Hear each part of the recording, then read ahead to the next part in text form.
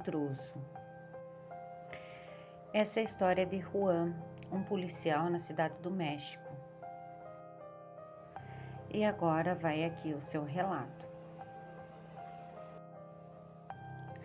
Eram 4 horas da manhã quando patrulhávamos a cidade e recebemos um chamado da central falando sobre uma invasão domiciliar e que a nossa viatura estava mais próxima.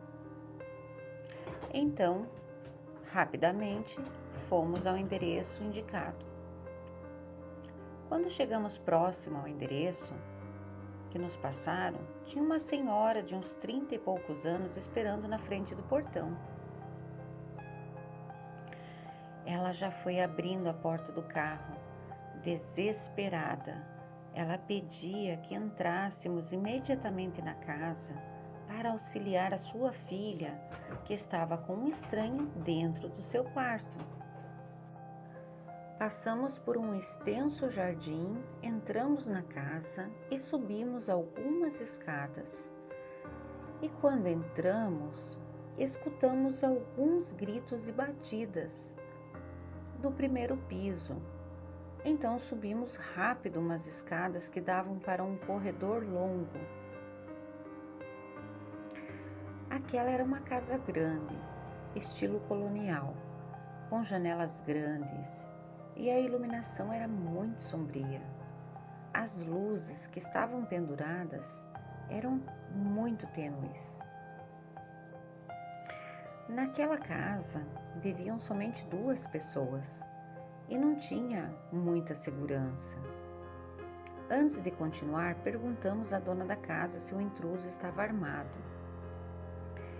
Ela disse que não sabia, pois não tinha visto muito bem. Meu companheiro, então, disse que deveríamos ter muito cuidado para evitar uma tragédia, mesmo porque não tínhamos nenhuma ideia do que estava acontecendo naquele quarto.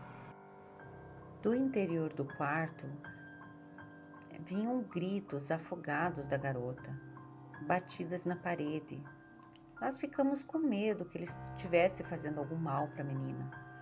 Nesse momento, pensamos que a porta estaria fechada, então teríamos que arrombá-la. Mas quando pegamos na maçaneta, ela se abriu sem muita dificuldade. E por uma fração de segundos, pudemos ver o que tinha lá dentro.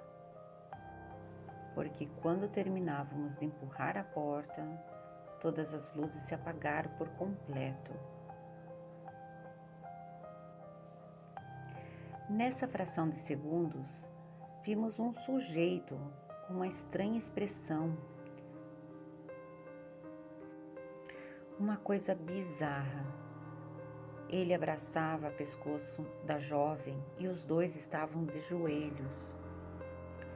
Mas depois que apagaram-se as luzes, não pudemos ver mais nada.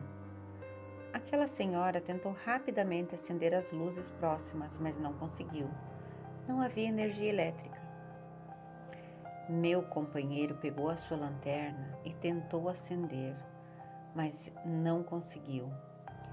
De repente, na nossa frente, ele soltou uma espantosa gargalhada. Era daquele homem que há uns minutos antes conseguimos ver um pouco do rosto, olheiras profundas e um olhar sinistro. Era uma coisa estranha, porque parecia que a gargalhada vinha dos dois. Queríamos crer que era uma risada de desespero pela situação, mas parecia como se ela estivesse rindo de nós. E as luzes voltaram a acender segundos depois. E ante nossos olhos estava apenas a jovem. Não tinha mais ninguém no quarto. Pensamos que tinha se escondido debaixo da cama ou dentro do closet. Começamos a sentir que existia alguma coisa muito estranha naquela casa. E nós estávamos percebendo isso. A senhora sabia que não havia nenhum intruso. Um policial experiente Percebe quando há um intruso no domicílio, pois teria um rastro de destruição. Não tinha nenhum vidro quebrado, nenhuma janela ou porta forçada. Absolutamente nada do que aquela mulher tinha denunciado. Nesse quarto só estava aquela garota, mais ninguém. Porque quando as luzes se acenderam, ela estava sozinha, se contorcendo, continuava de joelhos, mas com as costas arqueadas. A sua cabeça estava virada para baixo e seus olhos estavam grudados em nós, e ela sorria. Retrocedemos assustados, e aquela senhora pedia para que fizéssemos alguma coisa por sua filha, mas nós também não sabíamos o que fazer por ela.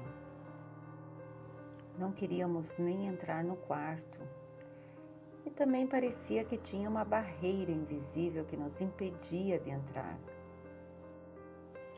Na parede tinha um desenho que ia do teto até o chão, de uma cor clara, mas não identificamos que tipo de desenho era aquilo.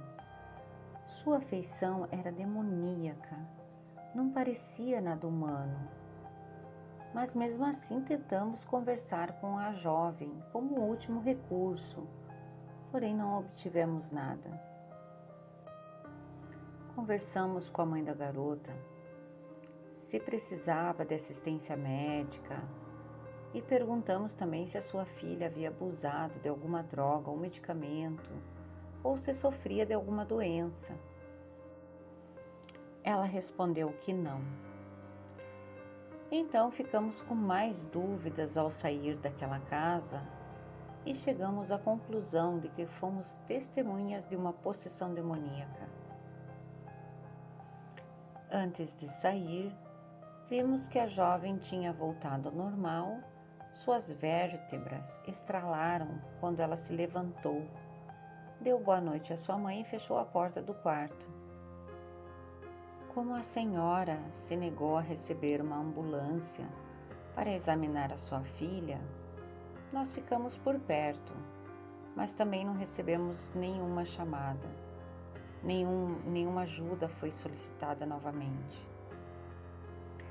E isso é tudo o que sabemos sobre esse caso. E até esse momento que eu conto essa história, existe uma placa de vende-se na frente da casa, mas ela nunca é vendida.